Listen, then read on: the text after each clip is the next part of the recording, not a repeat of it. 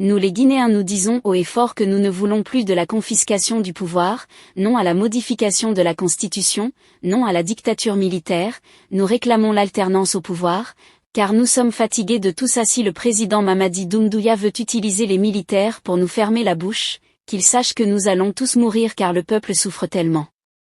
Il n'y a pas du travail, la famine est aggravée, nous réclamons le changement. Nous sommes contre la modification de la Constitution, sommes contre le pouvoir à vie, nous sommes contre la corruption, sommes contre la mauvaise gouvernance. Sommes là aujourd'hui pour manifester notre colère.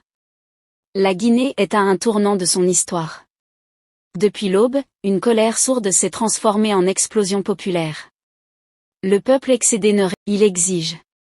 Et cette fois, c'est un ultimatum. 24 heures. Pas une de plus. Donnons 24 heures à Doumbouya de libérer le pouvoir. C'est un militaire corrompu, dictateur. Aujourd'hui, 3 juin 2025, nous sommes debout.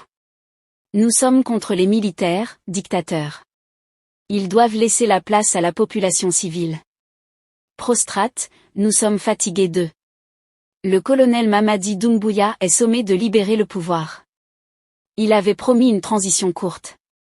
Il avait juré le retour rapide à l'ordre constitutionnel.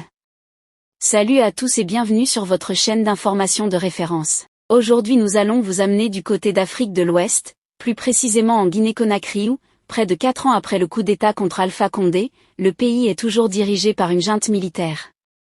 Les élections sont constamment repoussées. En Guinée, les manifestations contre la junte au pouvoir se poursuivent. Mardi, la mobilisation originellement interdite par les autorités a été marquée par des affrontements entre manifestants et forces de l'ordre et la mort d'une personne selon les organisateurs. Ce matin, des milliers de Guinéens sont descendus dans les rues de Conakry, Labé, Kankan, Nérékoré, Kindia. La Guinée s'est réveillée sous tension. Les marchés sont fermés. Les écoles sont vides. Les routes sont bloquées. Les drapeaux sont brandis. Les slogans résonnent. Sur l'axe Le Prince ce mardi matin, l'appel à manifester du FNDC semble bien suivi. Pas de circulation à part quelques automobilistes. Les boutiques et magasins fermés. Notre course se limite là, au quartier Bombolia, quelques mètres de Koloma. Une violente manifestation est en cours. Des jeunes en colère affrontent les forces de l'ordre. On assiste à des jets de pierre contre les gaz lacrymogènes. La scène est digne d'un film hollywoodien.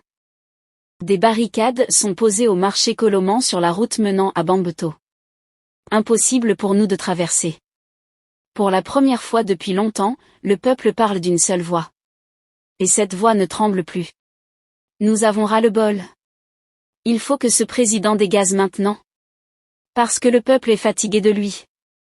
La coalition citoyenne, les syndicats, les partis d'opposition, les femmes, les jeunes, les anciens combattants, tous ont signé un même communiqué. Le colonel Mamadi Doumbouya a 24 heures pour annoncer sa démission et remettre le pouvoir à un gouvernement civil de transition consensuelle.